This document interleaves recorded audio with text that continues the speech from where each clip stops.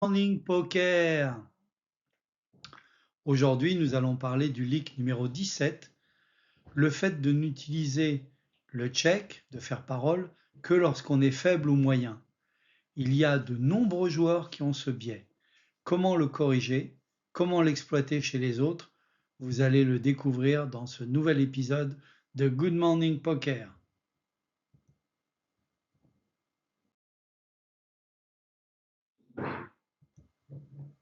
C'est quoi un bad range de check? Si tu choisis pas bien les mains avec lesquelles tu check, les autres peuvent deviner ta faiblesse. Et si tu check seulement avec des mains faibles, les autres vont t'attaquer tout le temps. Si tu check jamais avec de bonnes mains, tout ton range de check sera un range de faiblesse et tu ne pourras pas les piéger avec de bonnes mains parce qu'ils vont croire que tu as toujours une main faible.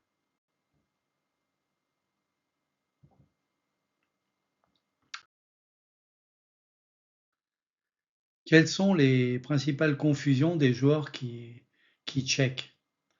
Checker, ça veut dire abandonner. Ben non, c'est faux. On peut aussi check avec des bonnes mains et ensuite raise ou bien reprendre l'initiative dans une street suivante. J'entends souvent aussi, si j'ai une main moyenne, je dois toujours miser ou bien je vais folder. C'est faux. Parfois, il faut check pour contrôler la taille du pot. J'entends aussi un bon check, c'est juste quand je suis battu.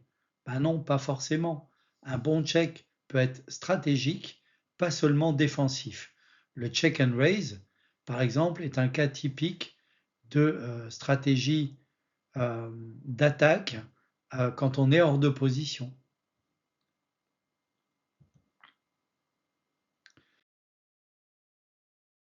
Exemple, tu es au flop avec top pair, mais tu check seulement quand tu es faible. Les adversaires s'en rendent compte et bluffent à chaque fois. Tu es en position, tu check le flop avec As-Roi sur As-7-2. Ça, c'est du slow play. Je suis devant, je trappe. Mais tu check jamais avec des bluffs. Donc ton check est trop lisible. On sait que tu trappes. Surtout si tu mises après. Tu check toujours avec des mains moyennes, mais jamais avec des grosses mains. Tes adversaires te mettent systématiquement sur une main moyenne. Dès que tu check, tu es face-up, comme on l'a vu dans un épisode précédent.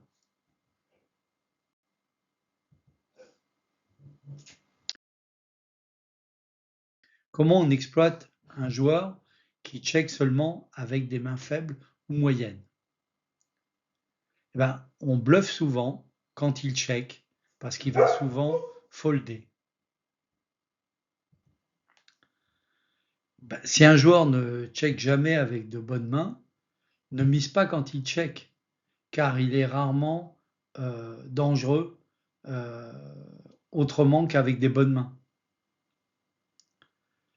Si un joueur check toujours avec la même logique, observe et adapte-toi.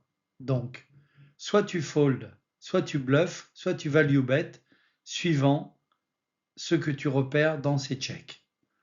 Et tu le verras très souvent au showdown, à l'abattage, et tu verras avec quoi il avait checké et avec quoi il a misé. Tout est dans l'observation de c'est quoi un check pour ce joueur-là.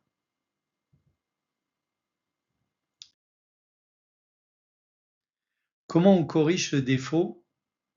Comme d'habitude, il faut mixer, il faut balancer ton jeu. Tu check parfois avec des mains fortes pour piéger, et donc tu as dans ton range de check des mains fortes, et pas que des mains faibles, des mains marginales. Garde aussi une partie de tes bluffs dans ton range de check pour être moins prévisible. Donc chie en termes de range complète, pas juste avec ta main. Avec quelle main dans ton range tu miserais ou tu checkerais. Et donc, il faut faire une répartition des mains dans les fameuses 4 catégories qu'on a vues, les mains premium, les mains spéculatives à tirage, les mains marginales, donc la deuxième paire, troisième paire, et finalement le trash, les mains qui n'ont rien touché du tout. Donc, à chaque fois, tu catégorises ta main dans ton range et avec quelle main de la même catégorie tu miserais ou tu checkerais.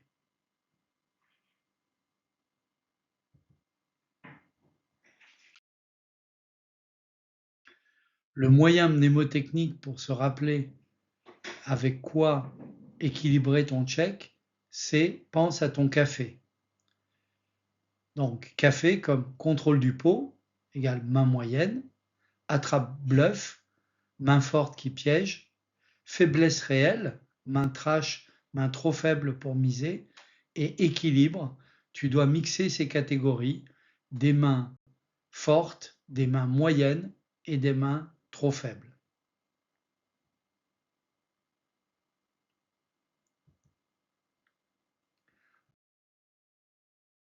En résumé, le mauvais range de check se produit lorsque ta fréquence de check ne comprend que des mains faibles et elle est trop orientée sur le contrôle du pot. Donc on dit qu'elle est polarisée sur des mains faibles. Il n'y a que des mains faibles dans ton range de check. Si tu ne check jamais des mains fortes, des strong hands, tu deviens exploitable car tes adversaires savent qu'ils peuvent te bluffer de manière agressive quand tu check car tu vas souvent folder ta main faible, ta main marginale.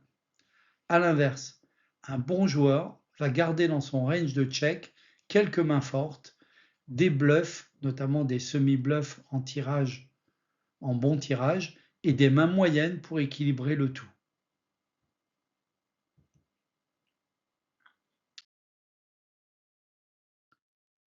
Voilà, tu trouveras tous mes livres en français, qui s'appellent Poker Instinct, sur Amazon.fr, depuis le niveau débutant jusqu'au joueur confirmé, qui s'appelle Les Dauphins. N'hésite pas à t'abonner à ma chaîne YouTube gratuite, Good Morning Poker, et je te dis à bientôt.